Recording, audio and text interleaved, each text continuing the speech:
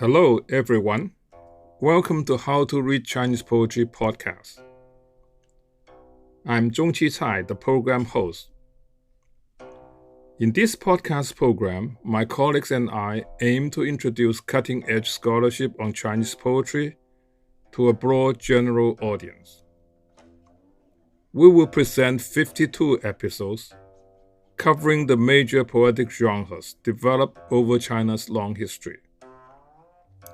Each episode features close reading of one or more of the best-known Chinese poems, with an aim to illuminate their literary greatness and cultural significance.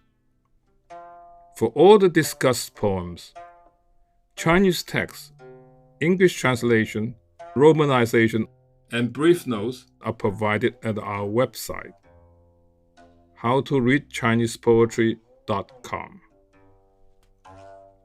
By following the 52 episodes, listener will gain a bird's-eye view of the thematic, formal, and generic evolution of Chinese poetry from antiquity to the modern era. Instruct and delight is what we wish to accomplish in each talk. Without further ado, let's begin.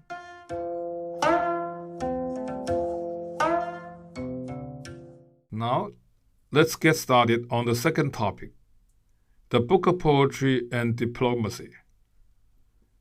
It is my pleasure to introduce our guest host, Wai-yee Li, Professor of Chinese Literature at Harvard University. Today, Professor Li will present the first of her 3 episodes on the topic. Let us warmly welcome Professor Li. If I were to ask you, what are the uses of poetry? You would likely think about how poetry affects us emotionally. You may say, poetry can transport us to another world, offer us solace, stir our imagination, put our inchoate feelings into beautiful words. If you think in more social and political terms, you may say, poetry can change the way people think about various questions. In the context of ancient China, the concern with the political functions of poetry may predate discussions of authorial intention or the process of poetic creation. Today, we will be talking about how ministers and diplomats use poetry to achieve political goals. Specifically, how they use poetry in diplomatic negotiations. The examples we will discuss are taken from Zhuan, or the Zhuo tradition, a historical work compiled around 4th century BCE. It covers a period of 255 years, that is, 722 to 468 BCE. China was then divided into many states. These states vied for power and influence or simply struggled to survive, often through diplomacy. A key component of diplomatic rhetoric is the ability to quote the right poems on the right occasions. Many of these poems are found in the classic of poetry. In Zhuan, we often find this formula. A certain person chants or recites a certain poem. In Chinese, the term is 赋诗, and the addressee sometimes reciprocates by chanting another poem. Evaluation of a person sometimes depends on how well he can do this. I said he for a reason because most of these are men. There are only 2 examples of women chanting poems in Zhuan. The occasion can be a state visit, a diplomatic gathering, or a semi-formal exchange between members of the elite. In most cases, the poem is just mentioned by name rather than quoted. This is cultural shorthand. The reader needs to already know these poems to understand the meaning of the exchange. Such recitations are found in accounts dated between 637 and 506 BCE. Most of the examples are concentrated in the 6th century BCE. We will never know whether statesmen actually recited poems in diplomatic gatherings at that time. What we do know is that the ability to do so has become a cultural ideal, by the time of Zhuang's compilation in the 4th century BCE. To be able to articulate hopes and fears through these poems means common allegiance to a shared textual tradition. It means one can negotiate differences and find common grounds. In other words, even if one do not agree on the interpretation of the poem, we're talking about the same poem and there's room to negotiate.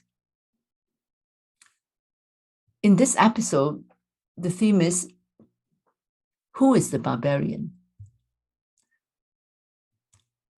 Our first example is a meeting of the leaders of various states in the year 559 BCE.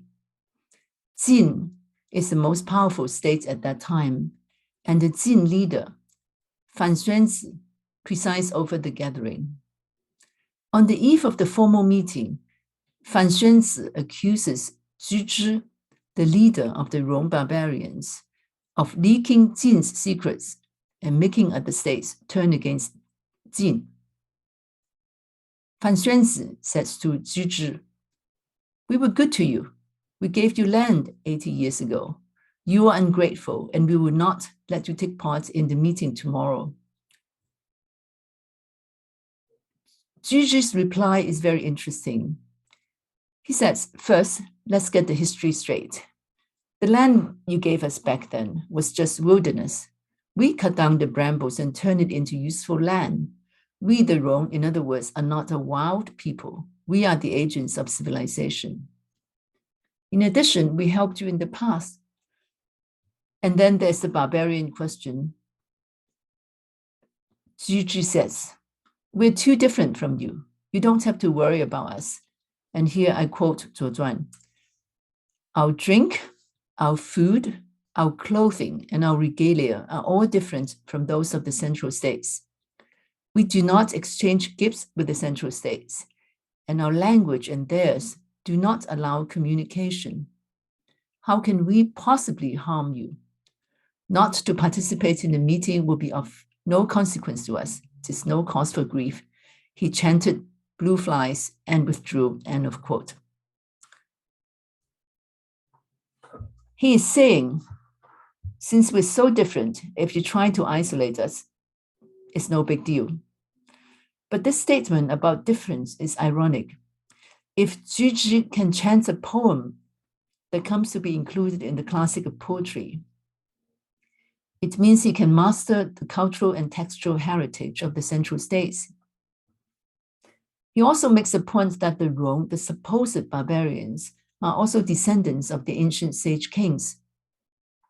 This means that the Rong are actually not that different and deserves to be treated as Jin's equal.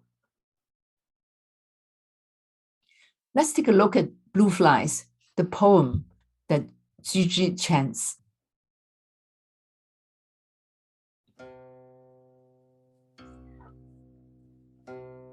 Blue flies, buzzing blue flies, gather on the fence. Joyous and civil is the noble man. He does not believe in words of slander. Buzzing blue flies, gather the brambles. The slander mongers know no limit and wreak havoc in domain on four sides. Buzzing blue flies, gather the thickets. The slander mongers know no limits and sow discord between you and me. Poem begins with the image of buzzing blue flies. How are buzzing blue flies linked to slanderers? Perhaps the buzzing blue flies arouse the poet's unease and make him think of slanderers. Flies are said to, quote, invert black and white, unquote. So perhaps they become the metaphor for slanderers. What is Zhu trying to say by reciting this poem? He's saying, first, I'm the victim of slander. All the accusations against me are groundless. Second, I may be a barbarian, but I share the cultural values of the central states. Third, the real barbarians are slanderers who instigate discord, not the Rong who are just culturally different. You, Fan Xuanzi, should be like the joyous and civil noblemen. who does not believe in words of slander in the poem. Because you recall that in the poem, in the third line of the first stanza, there's the line, joyous and civil is the noble man, 凯蒂君子. So if you are joyous and civil noble man, you should not believe slander. 5, you, 樊宣子, should treat less powerful states with greater civility. So this is a poem pregnant with many messages, and Zhi succeeds. The Zhuozhuan passage ends like this. I quote, 樊宣子 acknowledged his error and made Zhi take part in affairs in the meeting, thus realizing the attributes of being joyous and civil. From then on, the leaders of Jin reduced the obligatory contributions of Lu and treated its envoys with even greater respect. This means that Fan Xuanzi is persuaded to scale back demands on less powerful states because of Zhi's recitation. Zhi's chanting of blue flies is thus effective remonstrance. Let us thank Professor Li for such a stimulating talk. We all look forward to her presentation of the next episode next Tuesday. I hope you enjoyed the talk. Let us relax and listen to a reading of the poem in Mandarin. 诗经小雅轻盈盈盈轻盈止于凡凯替君子勿信谗言盈盈轻盈止于极谗人罔极交乱四国盈盈轻盈止于真谗人罔极构我二人